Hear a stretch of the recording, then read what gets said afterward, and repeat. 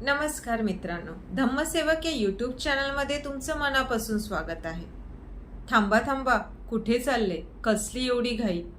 कधी ऑफिसची घाई, कधी घरकामाची घाई, कधी लग्न समारंभ, कधी इतर कार्यक्रम. एक क्षण स्वतःसाठी काढलाय का कधी? निवांत कधी बसलेत आणि विचार केलाय की आपलं मन कुठे धावतंय? मनाच्या मागे कधी गेलायत का तुम्ही? शोध घेतलाय मनाचा? ते जाऊ द्या, मनाची साफसफाई तरी केली आहे का कधी?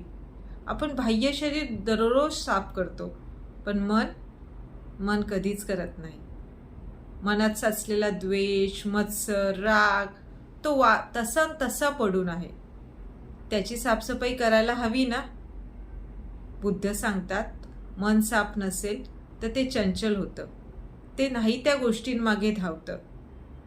आणि चंचल मन, अशांत मन दुःखाला आमंत्रण देतं.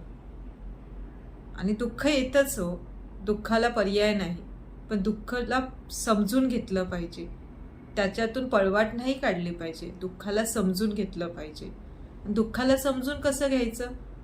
तर गौतम बुद्ध सांगतात, धम्माच्या मार्गे चला. बाबासाहेबांनी जे निवडला धम्माचा मार्ग, तो आपणही निवडूया. धम्माच्या मार्गावर तुम्हाला स्टेप बाय स्टेप कळतं की दुःखामधून बाहेर कसं पडायचं, दुःखाला समजून कसं घ्यायचं, समाधानी कसं व्हायचं, आनंद कसा मिळवायचा, आनंदाची व्याख्या काय, हे सगळं तुम्हाला धम्मामध्ये शिकायला मिळणार. तर धम्म अभ्यासाचा नुसता भाग नाहीये, तर धम्म आचरणात आणण्याचा सुद्धा भाग आहे.